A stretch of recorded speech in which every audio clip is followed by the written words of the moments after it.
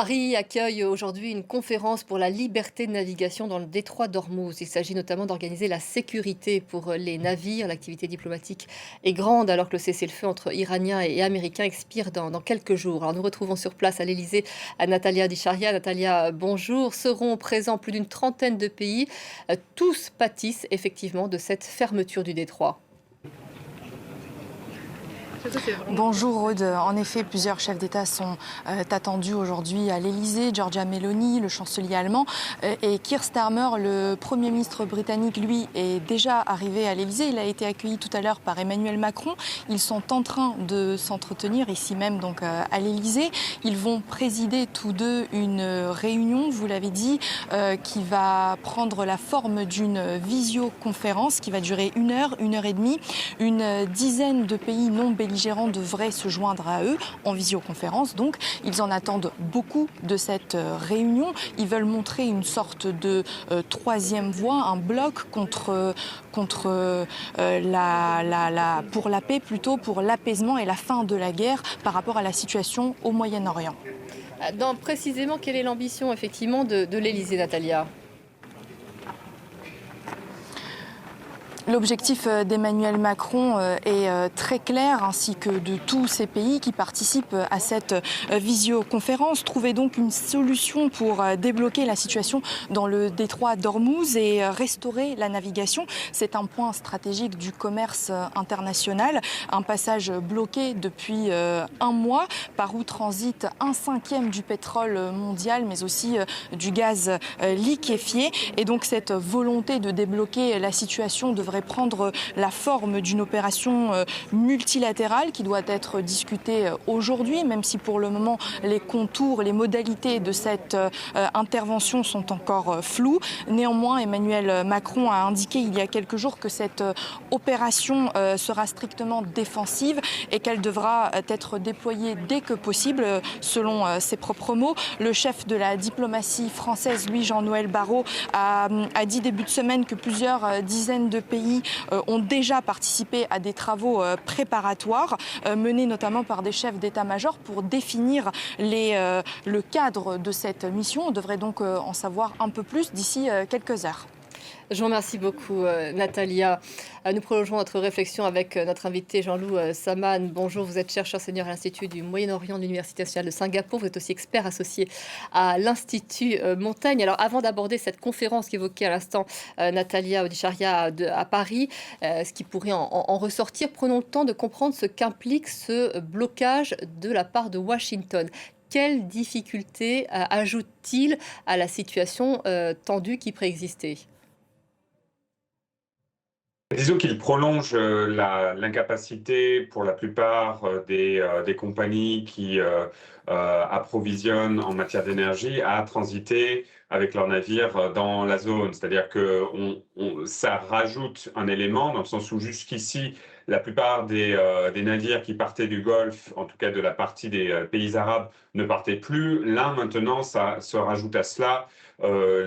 Disons que le fait que l'énergie iranienne ne part plus. Donc ça fait une pression supplémentaire sur les marchés énergétiques.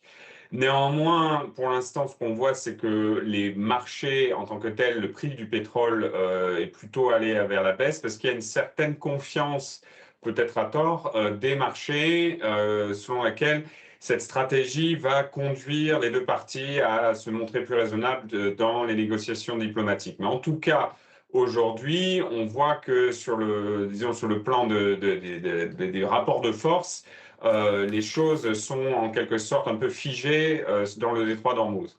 Oui, c'est vrai qu'on s'inquiète des conséquences à moyen terme. Il y a eu cette déclaration du patron de Total Énergie ces derniers jours. Si cette guerre et le blocus durent plus de 3 mois, nous commencerons à faire face à de sérieux problèmes d'approvisionnement pour certains produits pétroliers. Pareil au Royaume-Uni où l'on craint des pénuries alimentaires. C'est vrai comme on ne voit pas d'issue diplomatique pour l'instant, on ne sait pas combien de temps il va falloir s'habituer et s'adapter à cette situation.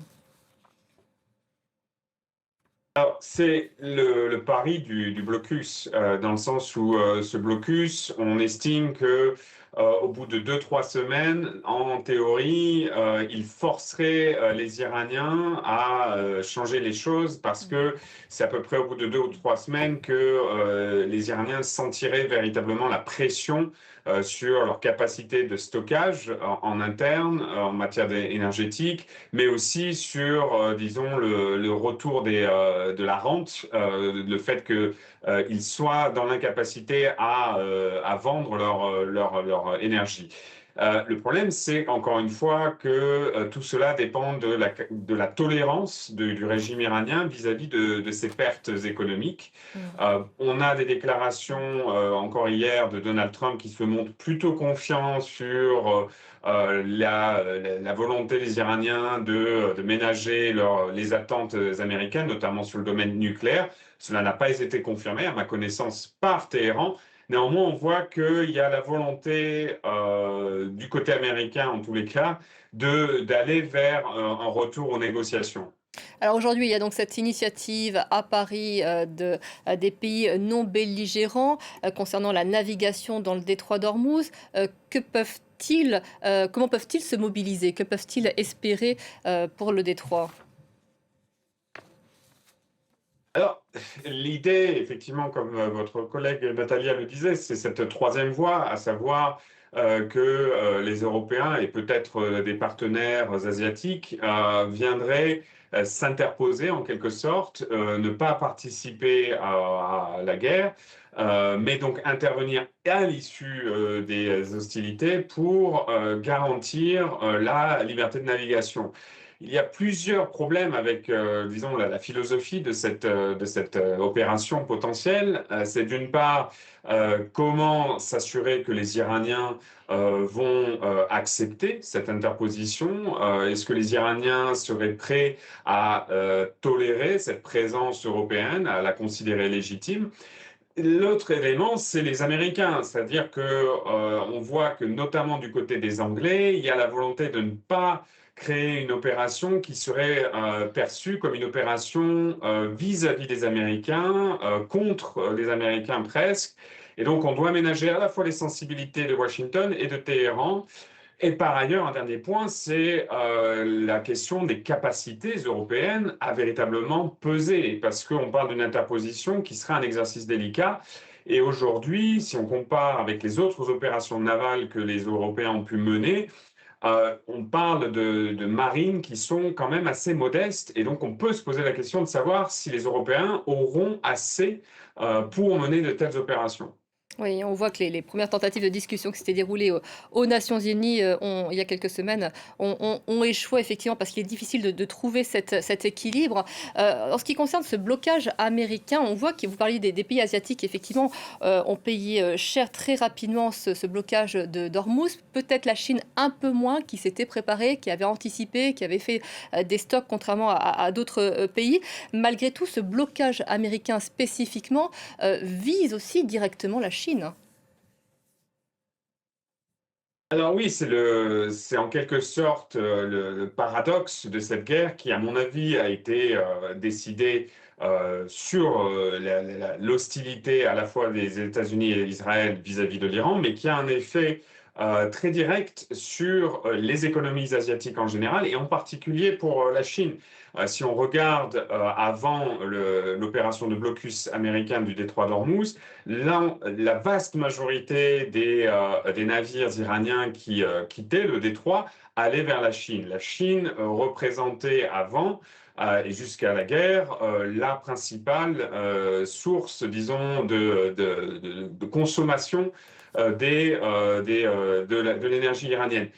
Pour l'instant, ça ne conduit pas la Chine à intervenir dans le conflit. On voit jusqu'ici la volonté très claire de Pékin de condamner à la fois l'opération américaine. Il a été question à un moment d'une contribution militaire chinoise vers l'Iran, mais même ça, ça reste quand même très modeste. On n'est pas sur une situation où on a un conflit ouvert entre Washington et Pékin, sachant encore une fois, et je terminerai sur ça, qu'on a également à l'horizon des semaines à venir une visite de Donald Trump en Chine qui est très attendue et qui, à mon avis, est prévu comme une sorte de porte de sortie pour l'administration américaine sur ce conflit.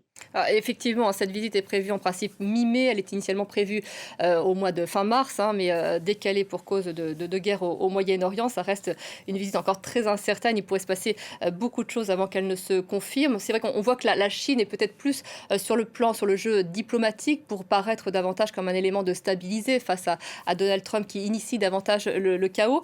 Malgré tout, il y a peut-être des choses à observer en parallèle. C'est vrai qu'il n'y a pas eu de confrontation, de riposte directe après ce blocage américain dans le détroit d'Ormuz, mais en mer de Chine méridionale, là, les Chinois ont installé des barrières flottantes à l'entrée du récif de Scarborough. Alors, je crois qu'on a une carte pour pouvoir un peu mieux le situer. C'est une zone de pêche qui est contestée.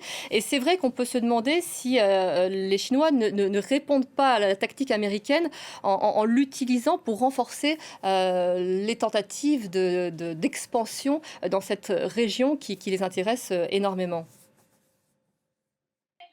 Alors oui, ça c'est un effet indirect en quelque sorte du conflit, à savoir que en Asie, en Chine, mais au-delà, dans la plupart des pays de la zone, la question est de savoir si la focalisation américaine sur la guerre en Iran, que ce soit d'un point de vue diplomatique, mais aussi d'un point de vue des ressources militaires qui ont été consommées sur cette opération, ne fragilise pas la position américaine dans la zone, comme la carte nous le rappelle. Vous avez depuis plusieurs années un regain de tension entre la Chine et en particulier les Philippines, où on attend la présence américaine comme un élément clé vis-à-vis de Pékin.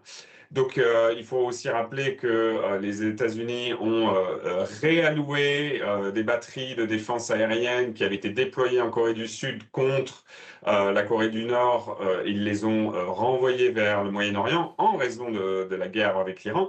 Donc tout cela, effectivement, à long terme, ça peut poser la question de savoir si cette guerre ne provoque pas une diversion des moyens et de l'attention américaine qui était jusque-là censée se focaliser sur la Chine, ou en tout cas sur l'Asie, et qui, de nouveau, est happée par une guerre au Moyen-Orient. Et c'est certainement un élément que Pékin regarde avec beaucoup d'attention. De très nombreux chefs de la diplomatie sont réunis en Turquie. Chefs de la diplomatie russe, pour ne citer que, iranien. Enfin, voilà, on sent que la Turquie essaye de capter peut-être aussi les discussions de paix, une solution. C'est vrai qu'on a vu ces échecs de discussions au Pakistan. Donald Trump évoque à présent de nouvelles discussions qui pourraient se dérouler ce week-end. Mais quel rôle la Turquie peut-elle jouer dans un règlement de cette crise au Moyen-Orient? Alors, la question de la Turquie, et c'est aussi la question du Pakistan, c'est de savoir quels sont les leviers d'un médiateur dans une telle configuration. Si on regarde, le Pakistan n'avait assez peu de leviers, parce qu'on parle d'un pays qui est dans une situation économique extrêmement difficile et qui ne pouvait pas vraiment peser vis-à-vis à la fois des États-Unis ou de l'Iran. En ce qui concerne la Turquie, je pense que c'est différent pour plusieurs raisons, à la fois par rapport au poids économique et au poids stratégique de la Turquie en tant que membre de l'OTAN, mais aussi en tant que pays qui a des relations diplomatiques étroites avec l'Iran. Et donc ça joue un rôle. Par ailleurs, la Turquie a aussi un historique de médiation, de diplomatie régionale que le Pakistan n'avait pas vraiment. Donc ça aussi, ça peut jouer. Après, au fond, la médiation, elle ne marchera que si les deux parties, les Iraniens et les Américains, le veulent bien. Donc ça va, je pense, beaucoup dépendre dans les jours à venir de savoir s'il y a une volonté de débloquer la situation à la fois sur le détroit d'Ormuz et sur le dossier nucléaire.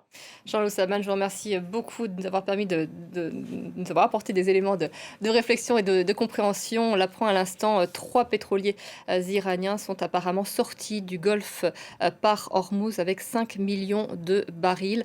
Les premiers depuis le blocus, apparemment, ça s'est déroulé mercredi dernier.